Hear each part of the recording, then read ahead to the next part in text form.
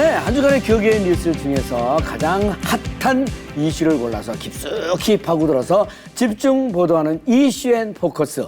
국민일보의 손동준 기자가 자리했습니다. 네, 어서 오세요. 반갑습니다. 안녕하세요. 반갑습니다. 네. 자, 오늘 첫 시간인데 소감도 좀 말씀해 주시고 처음으로 어떤 소식들을 갖고 왔는지도 말씀 부탁드리겠습니다. 제가 처음 기자 생활을 시작한 곳이 이곳 CGN인데요. 그렇군요. 10여 년 만에 친정에서 이렇게 녹화를 하게 돼서 감회가 새롭습니다. 네. 오늘 이슈앤 포커스에서는 여름 성경학교 시즌이 되면서 안전점검을 하고 있는 교회들의 이야기, 그리고 휴가철 교환 목회 사례 등 두 가지를 전해드리도록 하겠습니다. 네네. 자, 그럼 첫 번째 뉴스부터 전해주시죠. 무더위와 함께 교회마다 여름 성경학교와 청소년 수련회 준비가 한창입니다. 한창이죠. 네네. 아이들에게 신앙의 뿌리를 심어주고 공동체 안에서의 그 잊지 못할 추억을 선사하는 소중한 시간이죠. 네네. 그런데 최근 미국 텍사스에서 교회 캠프에 참가했던 어린이들이 폭우로 희생되는 안타까운 일이 있었습니다. 네네. 네, 그런 상황 속에서 또 연일 한국에도 이어지는 폭염과 열대야까지 겹치면서 올해는 한국 교회들도 안전 관리에 더 큰 신경을 쓰고 있는 상황입니다. 교회에서도 인재가 발생하지 않도록 안전 점검 같은 게 굉장히 필요할 텐데 단체 이동도 많고 활동도 많아서요. 작은 방심이 큰 사고로 이어질 수도 있을 것 같다는 생각이 들어요. 네, 그렇습니다. 경북 김천의 더세움교회는 이번 주 청소년부 여름 성경학교를 앞두고 학생과 교사 40여 명 전원에게 여행자 보험을 가입하게 했습니다. 차량 점검과 소화기 상태 확인도 꼼꼼하게 하고 있다고 하는데요.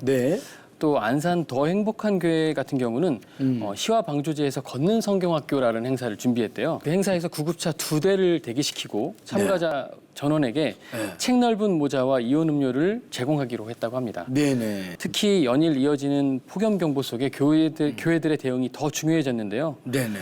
보건복지부는 폭염 위험 수준을 관심, 주의, 경고, 위험 4단계로 분류해 어르신들의 야외 활동 자제를 권고하고 있습니다. 기상청은 체감 온도가 33도 이상인 날이 이틀 이상이면 폭염주의보, 35도 이상이면 폭염경보를 내리고 폭염 장기화가 예상될 때는 폭염특보도 발령합니다. 폭염은 거의 제일 수준이다. 이렇게 생각이 돼서 현장에서 대책이 꼼꼼하게 이제 마련이 돼야 될 것 같은데 야외 행사에 대한 대안은 어떤 것들이 있겠습니까? 또 스웨덴 교회 같은 경우는 응급 상황에 대비해 예배 중에 의료진이 대기하거나 교사들이 응급처치 훈련을 받고 구급약품을 비치하고 있는데 이런 교회들이 늘어나고 있습니다. 교회도 이런 준비를 한다는 게 참 좋은 현상 같습니다. 수련회나 성경학교를 이제 하는 장소 이런 점검도 이렇게 필수로 해야 될 거라고 생각되는데 어떻습니까? 맞습니다. 그 숙소는 사전 답사를 통해 소방시설과 비상탈출구가 잘 갖춰져 있는지 확인해야 하고 갑작스러운 비 예보가 있을 때에는 당연한 이야기겠지만 물가로 나가지 않도록 주의해야 합니다. 교회들이 이번 여름에는 지금 방금 주신 대로 철저하게 준비를 해서 우리 아이들이 안전하고 또 은혜로운 시간을 보냈으면 하는 바람입니다. 자, 다음 소식 듣겠습니다. 휴가철이 왔습니다. 휴가철이지만 막상 목회자들은 주일 강단을 비우고 쉰다는 게 사실 쉽지가 않습니다. 이런 가운데 다른 지역이나 해외에 있는 동료 목회자들과 강단을 잠시 바꿔서 설교하는 교환 목회라는 모델이 주목받고 있습니다. 목회자들은 이 교환 목회를 통해 쉼을 누리고 사역의 매너리즘에서 벗어나 새로운 시각을 얻는다고 합니다. 그 목회자와 교회 모두 윈윈 되겠습니다. 실제로 어떻게 진행되고 있습니까? 대표적인 사례가 있는데요. 경기도 고양 예수인 교회와 프랑스 파리 선한 장로교회입니다. 고양의 민찬기 목사님과 파리의 성원용 목사님은 이미 지난달 말부터 3주 동안 서로 강단을 바꿔서 설교를 하고 있습니다.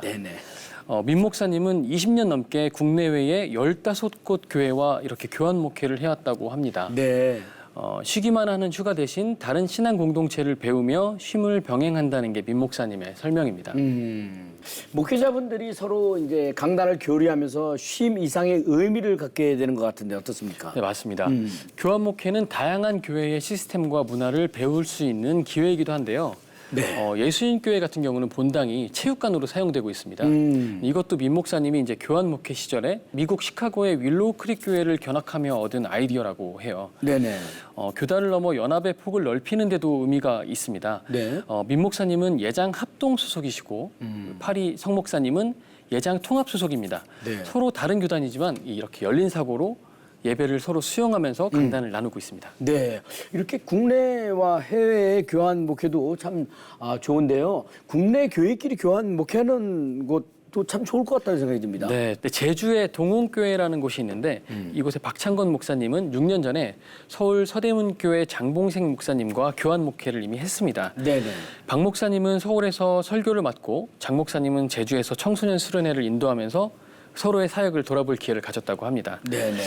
박 목사님이 그러셨다고 해요. 다른 지역 교회의 예배 운영과 시스템을 배우면서 매너리즘을 벗어날 수 있었다. 이렇게 이야기하셨습니다. 네. 그러면 이렇게 교환 목회 할 때 뭐랄까 준비 과정에서 유의해야 할 그런 점도 있지 않을까요? 교환 목회를 하려면 박 목사님 같은 경우는 신학적 입장을 먼저 확인하고 깊이 있는 교제를 충분히 나누라고 강조했습니다. 서로의 교회를 맡길 수 있으려면 적어도 인격적인 신뢰와 신학적 조율이 중요하다는 건데요. 네.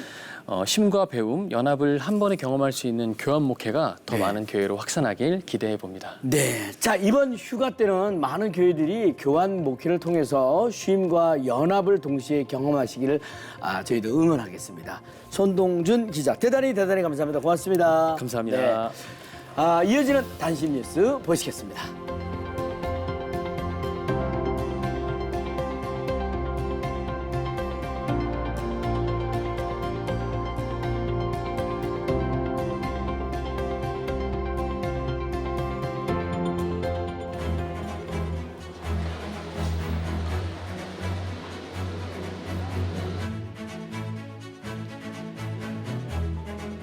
또 같이 합심해서 기도할 때 다시 한 번 더 하나님께서 한국교회 가운데 주신 2030 이 10만 선교사 100만 성도의 비전을 또 다시 한 번 더 바라보고 기도하는 한 사람이 한 나라를 살리듯이 다시 깨어서 기도하고 하나님을 기뻐하신 나라가 돼서 선교 대국이 되고 그로 말미암아 복음을 또 남북 통일도 되고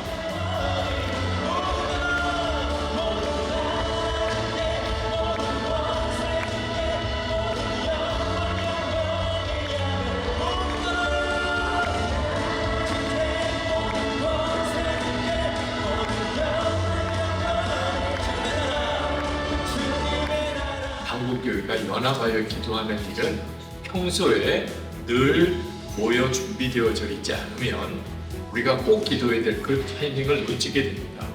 이번 7.14 연합기도회 성회는 하나님께서 한국교회를 위하여 건강한 연합기도 운동으로 세워주셨다고 믿습니다. 이번 연합기도회 성회를 통하여 하나님이 한국교회의 진정한 연합기도의 운동을 일으켜 내시고 또 계속 이어나가시게 될 거라고 확신합니다.